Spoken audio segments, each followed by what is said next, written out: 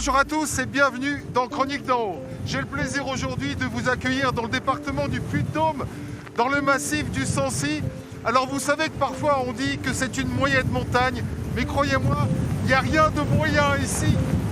Il n'y a rien de moyen, les paysages sont grandioses et l'ambiance est parfois extrême comme en ce début d'hiver. Alors on va découvrir tout ça ensemble, Chroniques d'en haut, dans le massif du Sancy en pleine tourmente. C'est parti.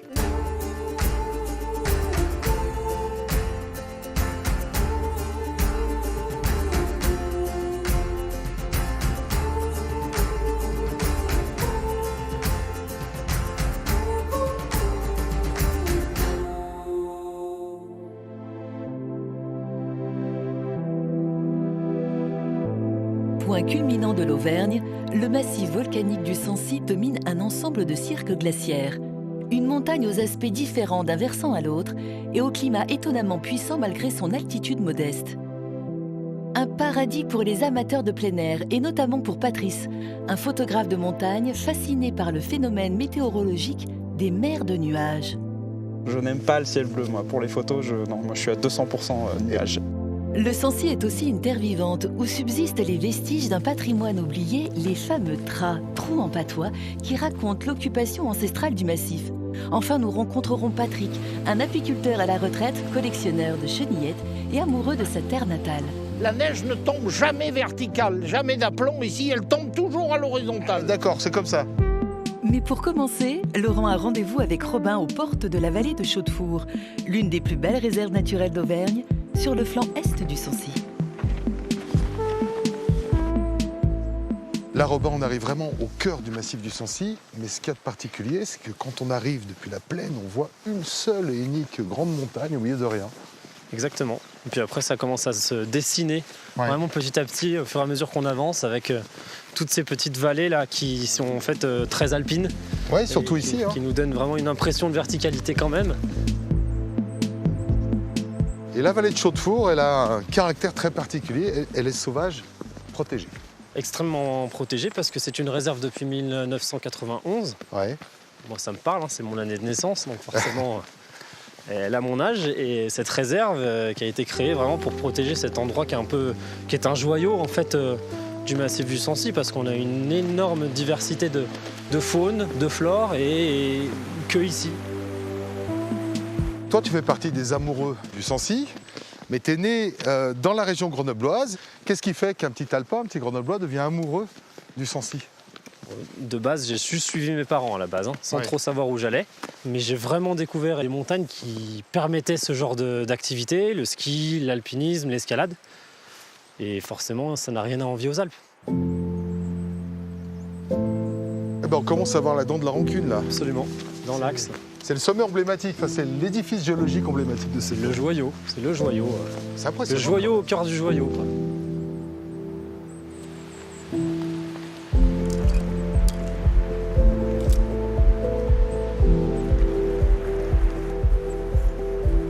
Moi, j'ai toujours l'impression, quand j'arrive dans cette vallée de Chaudefour, j'ai toujours l'impression d'arriver dans Jurassic Park.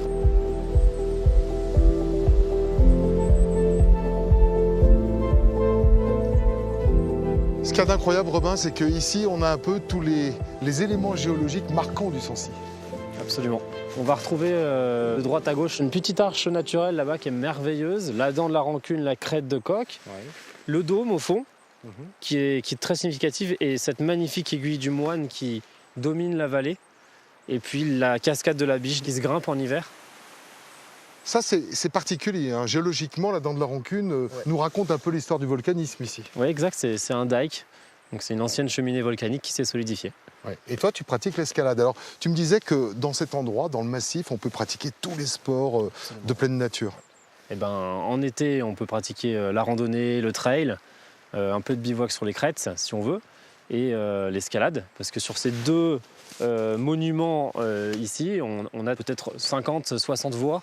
Au total, 39 sur la dent. Et tu as eu envie de le partager grâce à une association qui s'appelle les Sancy Monkeys. Oui, exact. C'est quoi le but ? Le but à la base, on était un groupe de potes. On grimpait, on bivouaquait, on faisait nos petits trucs dehors ensemble. Et puis c'est devenu quelque chose de beaucoup plus structurel. Je me suis mis à faire des ateliers de prévention des risques, des ateliers d'analyse des équipements de protection individuelle, de la sensibilisation au milieu vertical. Et puis on a organisé des conférences, on a tourné des films ici. Donc ça c'est pour la partie, j'allais dire, un peu pédagogique, mais vous faites plaisir aussi. Absolument. Vous allez dormir en montagne. Absolument. Je pense que c'est vraiment le truc le plus important. On est vraiment dans une association plaisir avant tout et pédagogique parce que forcément ça reste un milieu compliqué et qu'il faut le sensibiliser les gens, mais c'est que du plaisir. Un des plus beaux souvenirs qui t'a marqué de bivouac dans le massif du Sancy? J'ai dormi au sommet de la Banne d'Ordanche une fois, il n'y a pas si longtemps, et avec un joli réveil, un matin sans nuages, ce qui est presque rare ici, et des lumières fantastiques. C'était un beau moment, ouais.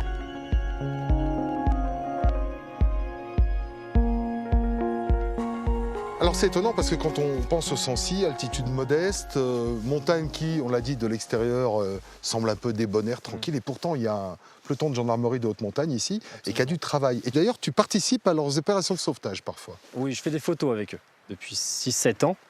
Et du coup c'est devenu vraiment et des amis comme je peux le dire, une deuxième famille pour moi, parce que ces moments-là, ils nous lient quand on ne fait pas que de l'exercice et qu'on fait de l'opérationnel. Tu vois des choses qui sont parfois un peu difficiles. Alors dans le Sancy, c'est plus rare que dans les Alpes, mais il y a quand même des cas qui sont graves. Est-ce que tu te sens adopté par les Auvergnats, toi qui n'es pas Auvergnat d'origine maintenant? Je suis presque plus Auvergnat que Isérois, parce que j'ai passé plus d'années ici que dans l'Isère. Adopté, on parle toujours d'une population de personnes rudes. Je ne suis pas d'accord. Moi, j'ai construit toute ma famille ici, et je parle de famille...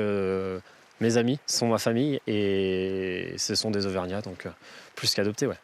En tout cas, tu leur rends bien en parlant si bien de cet endroit. Merci Robin de m'avoir amené jusque-là. On dit que le temps change vite en montagne, mais tu vois, il y a le vent qui est en train de se lever sur les crêtes et je pense que ça va souffler. Il y a même quelques chamois qu'on voit là. Ah oui, juste je les vois descendre, entre la crête de coq et la dent, ça annonce que le vent se lève.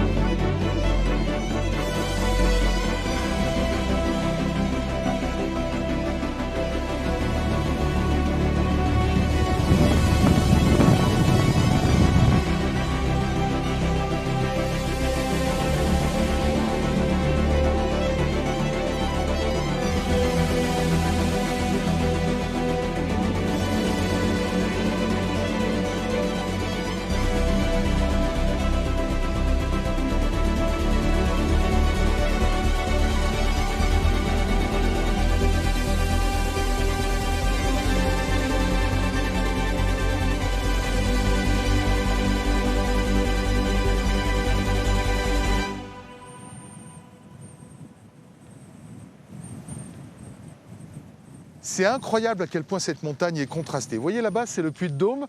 Juste en dessous, il y a Clermont-Ferrand, où il fait plutôt doux aujourd'hui par effet de faune avec du soleil. Et puis là, il y a du vent, de la burle, de la tourmente, de la neige. Et c'est dans ce décor très particulier que j'ai rendez-vous avec quelqu'un qui lui aussi a du caractère, le même caractère que la montagne. Il s'appelle Patrick, on le surnomme Quick. Il collectionne des engins qu'on n'a vraiment pas l'habitude de voir ici. Regardez, il arrive là.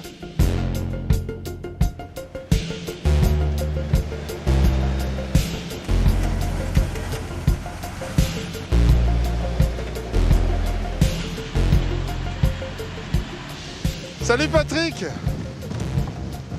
Ça s'ouvre pas complètement? Non. Ah bah je viens derrière alors. Eh, ça grimpe au mur ça, hein? Ah oui.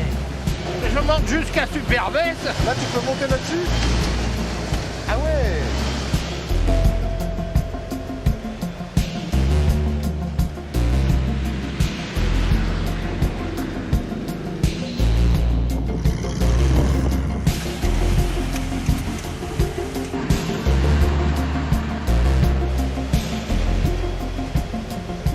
J'en reviens pas, les congères, c'est pas un problème. Hein. Il y a des vitesses? 4. Ah bah dis donc, c'est super stable. Ça s'appelle comment ça? Un snow track. Un snow track? C'est une toute petite machine, mais c'est super efficace dans la neige. Ça emmène 7 personnes dans les pires conditions. Initialement, ça avait été mis au point en Suède pour aller à la pêche. Presque 2 ou 3 000 qui ont été fabriqués. La mienne date de 72. Je l'ai cherchée pendant 10 ans, celle-ci. C'est la seule qui est dotée de suspension. Ah bah ouais, c'est pour ça. Il y a des suspensions. C'est pour ça qu'elle est confortable. T'en as acheté plein, enfin, t'as collectionné les tous chenillettes. les ans, j'investissais sur une chenillette et je les essayais toutes. Ouais. Pour voir les plus adaptés au massif du Sancy. Est-ce que t'as eu des ruches, toi? T'as fait du miel pendant longtemps? Ah oui, ça me permet d'aller voir les ruchers l'hiver. Ouais. Là où ils sont situés, dans les pires conditions, voir l'hivernage. On a beau pas être très haut en altitude, le climat est incroyable, hein. On l'a vu. Hein. Là, le climat, il est particulier. Nous, on est dans les rouleaux du Sancy. Ouais. Le Sancy est ici, on est sous le vent, puisque le régime dominant, c'est l'ouest. Et donc, forcément, on se prend tous les rouleaux, les rotors du Sancy. Ce que tu appelles les rouleaux, les rotors, c'est quoi? C'est les tourbillons de vent? C'est les tourbillons qui sont produits par les reliefs. Moi, je suis né ici, donc on a toujours été habitué à cette météo. Ouais, mais t'aimes bien au fond? Ah oui, ça endurcit son homme. C'est l'enfer ou le paradis, ça dépend pour qui. Hein. Le skieur, c'est le paradis pour lui. Ouais. Mais pour les abeilles et les ruches, c'est difficile. Dis donc, tu connais bien l'histoire de Chambon-des-Neiges, toi? Ça remonte à pas mal de temps. On était pionniers à l'époque. C'est une C'est là station où de j'ai ski. appris à skier. Voilà, c'est une station de ski qui est juste là-bas. Cette station a fermé il y a une vingtaine d'années à peu près. Pourquoi? Il n'y avait pas assez de neige? Bon, il n'y avait pas assez de neige, oui et non, ou alors on était des précurseurs en la matière parce qu'on avait senti que tôt ou tard il faudrait une nature propre sans pylônes et sans câbles et sans canons, etc., etc. Et aujourd'hui, Chambon-des-Neiges, Chaux-de-Four, c'est certainement la meilleure carte de visite pour l'Auvergne. Ça a tout été démonté il y a plus de 20 ans, 25 ans. Mais il y a quand même des gens qui viennent ici pour faire de la raquette, se bien promener. sûr, les randonneurs, les marcheurs, les gens qui aiment la nature. Hein. Le bonheur, c'est pas une réalité, c'est une philosophie. Donc, quand on est bien au milieu de nulle part, c'est de la philosophie à quelque part. Alors quand on est assis sur un télésiège à suivre le mouvement, C'est pas ton truc. Toi, t'aimes bien être peinard avec tes abeilles Tout quelque part seul. dans la montagne. tout seul dans la nature, avec mes chenillettes et mes ruches.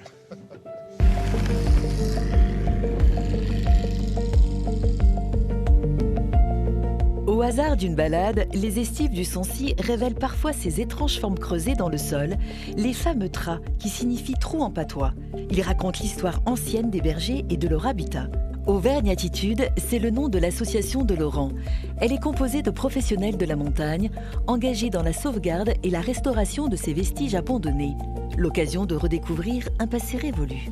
Ce projet est né de l'envie de mettre en avant et de mettre en valeur un patrimoine un peu oublié, même parmi les locaux, qui traverse les estives et longe des alignements de trous sans en connaître la véritable origine.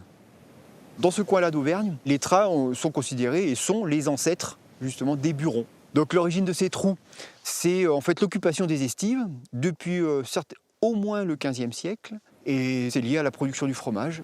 On creusait un trou, souvent plusieurs, alignés, avec chacune une entrée et on faisait donc 3 trous côte à côte. Chaque trou avait sa vocation. Une pièce pour la fabrication du fromage, une pièce pour le stockage, et puis une pièce certainement soit pour le soin des animaux ou pour stocker aussi le petit matériel nécessaire à la vie dans l'estive.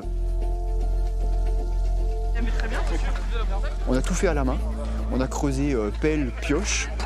On a déplacé, on a coupé les arbres à la main, on a déplacé les arbres dont on avait besoin pour faire la structure de la charpente à la main. La particularité de la présence des tras dans nos estives ici, sur le secteur du massif du Sancy, c'est qu'on va pouvoir traverser des estives avec une énorme densité de trous, d'alignements. C'est une histoire qui s'est étalée sur plusieurs siècles. Régulièrement, les vachers fromagers devaient refaire des trous pour différentes raisons. Une raison qui semble évidente, c'est que certaines structures ne résistaient pas à la succession des hivers. c'est peut-être aussi qu'au bout d'un certain nombre d'années, les pièces qui servaient à l'affinage du fromage, à l'intérieur peut-être se développait un champignon qui nuisait à l'affinage du fromage. Et donc du coup, l'obligation d'en refaire une. Tout ça, ce sont des pistes qui sont évoquées sans vraie certitude.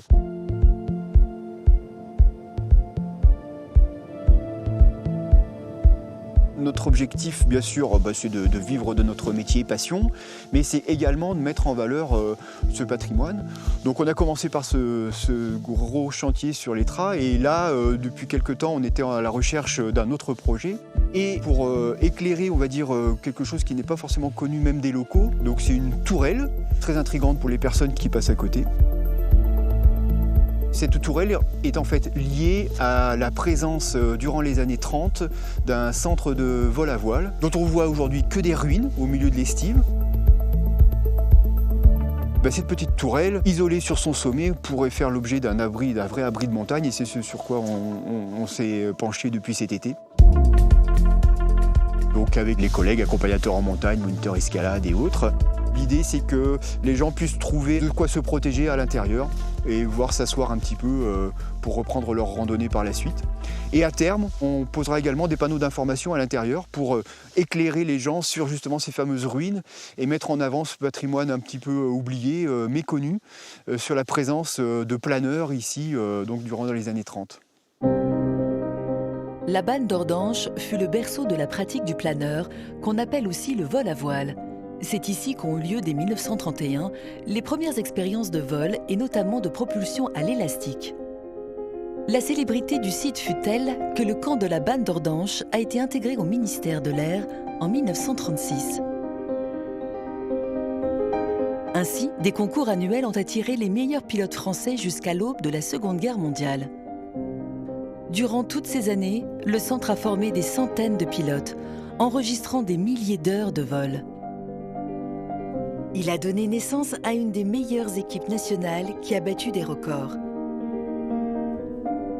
Malgré sa disparition, le centre de vol à voile de la Banne d'Ordanche demeure une page importante dans l'histoire de l'aviation française. Il incarne l'esprit audacieux de ces pionniers du ciel qui, dans les années 30, ont tracé des voies aériennes sans motorisation, laissant derrière eux un héritage indélébile dans le firmament de l'histoire aéronautique auvergnate.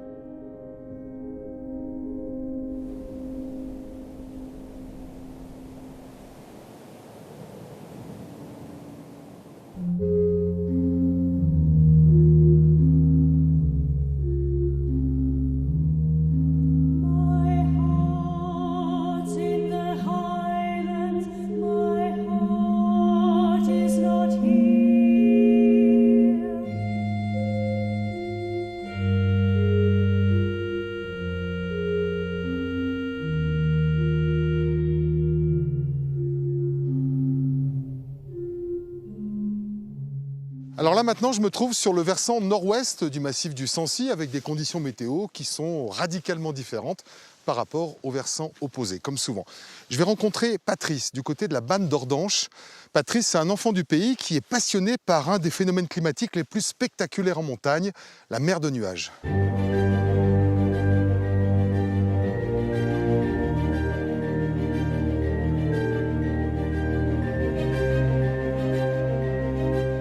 Salut Patrice. Salut Laurent. Ça fait longtemps que tu es là? Quelques minutes, ça va.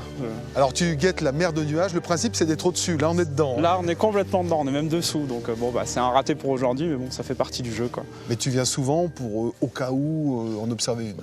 Je fais 2-3 sorties par semaine en général en hiver pour essayer de capter un peu ces moments magiques. Alors ce qu'on comprenne bien, une mer de nuages en montagne, c'est lorsqu'il y a des stratus, en tout cas des nuages bas qui sont plaqués dans les vallées, et tous les sommets émergent comme des îles, et c'est magique. C'est ça, c'est un moment unique. Alors bon, ça marche pas tous les coups, mais quand tu es au-dessus, tu vois en fait chaque sommet, chaque puits, tu vois le massif complètement différemment parce qu'ils émergent de cette espèce de mer. Tu vois pas la civilisation en dessous, tu vois pas les villes, tu vois pas les villages, tu vois juste les sommets, donc c'est un côté magique.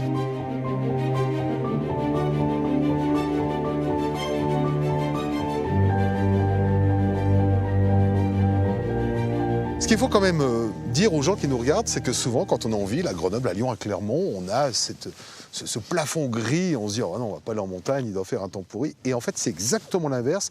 On est au-dessus du monde, dans le soleil, avec à nos pieds cette masse de nuages étincelantes comme ça. Ouais, c'est ça. En fait, souvent, nous, c'est Clermont-Ferrand ici. On est souvent dessous, effectivement, puisque moi, j'habite vers Clermont-Ferrand. Mais il ne faut pas hésiter à monter, parce que souvent, en plus, le phénomène de mer de nuages s'accompagne souvent d'une inversion de température. Donc, en plus, quand tu passes au soleil au-dessus, il fait doux. Il fait doux, tu as une journée hyper agréable. C'est des moments assez sympas. Ouais. Alors, il existe un livre qui m'avait marqué, qui raconte un peu ces monts d'Auvergne, comme si c'était des îles, en imaginant que le niveau de la mer, de la vraie mer, était monté de 1000 mètres. Et là, ça te donne une vision complètement différente du territoire. C'est ça. Donc ça s'appelle Les îles d'Auvergne, ce livre. Et effectivement, je m'en suis complètement inspiré pour le travail photographique que je fais. C'est un livre que je lisais avec mes grands-parents quand j'étais petit. Et puis quand j'ai commencé ce travail sur les mers de nuages, je me suis souvenu de ce livre. Et effectivement, oui, l'auteur imagine une montée des eaux à 1000 mètres et en fait redessine tous nos massifs ici en Auvergne. Donc tu as des villes comme la Bourboule qui deviennent des ports. Enfin voilà, c'est quelque chose qui ouvre l'imaginaire. Ouais, moi ça m'a marqué. Ouais.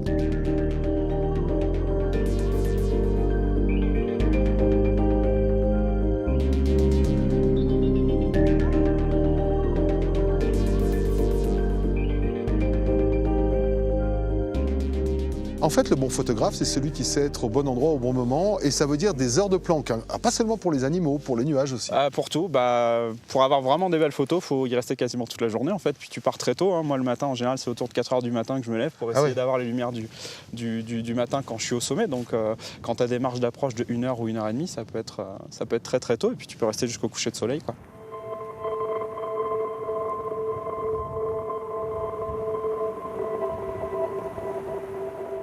Est-ce que tu fais partie de ceux qui, comme moi, pensent que les temps nuageux en montagne ont plus de charme, de puissance que le grand bleu? Je valide à 100%, à 200%. Je n'aime pas le ciel bleu, moi. Pour les photos, je n'aime pas sortir. C'est agréable hein, quand on vient se balader. Oui, voilà. Mais pour la photo, non, moi je trouve qu'en plus les nuages, ça apporte vraiment une autre dimension au paysage. Enfin voilà, on voit pas les choses pareilles.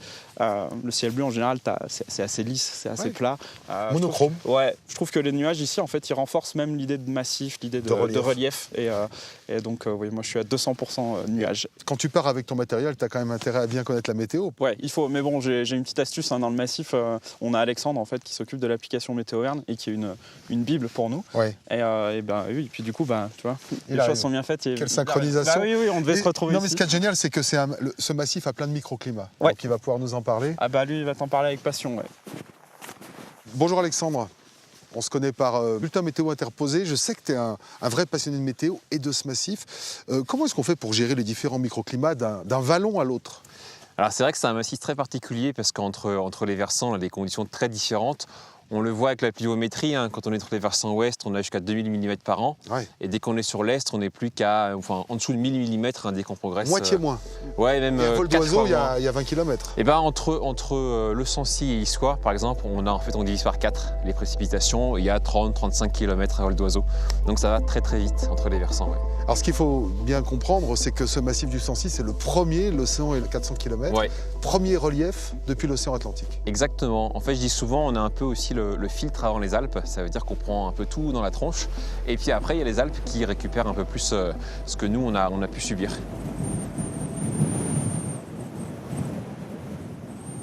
Donc tu l'as expliqué, la mer de nuages, c'est de l'air froid en basse couche, de l'humidité et puis l'anticyclone par-dessus.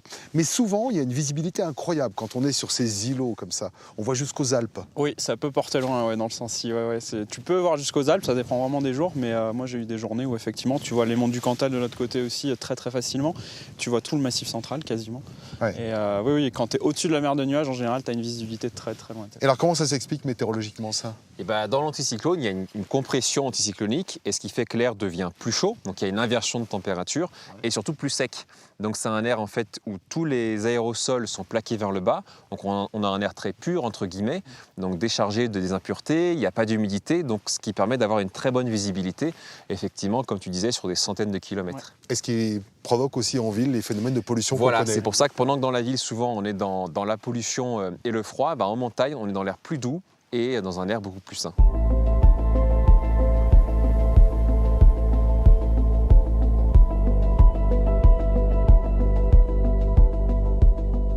Vive la mer de nuages et je comprends ta passion.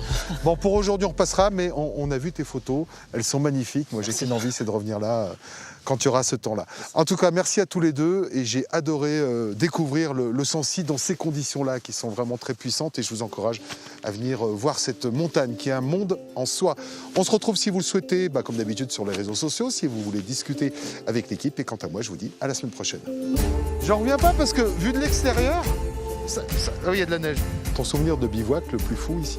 Ouais, je sais pas s'il faut que je le dise. Si je peux le dire, on peut parler d'un truc interdit ou pas, non? Ah non. On va refaire un tour. Et pardi. Faut que tu me ramènes à la voiture parce que là, je sais pas, on roulerait pas là-dessus sur ce chemin. Hein. Non mais toi avec tu l'auto. mais nous non. En tout cas, je peux vous dire à tous les deux que j'ai vraiment adoré ce tournage dans ces conditions météo là. Et puis je vous encourage vous aussi à venir. De toute façon, t'étais pas prêt. On va dire que c'est pour toi. Merci.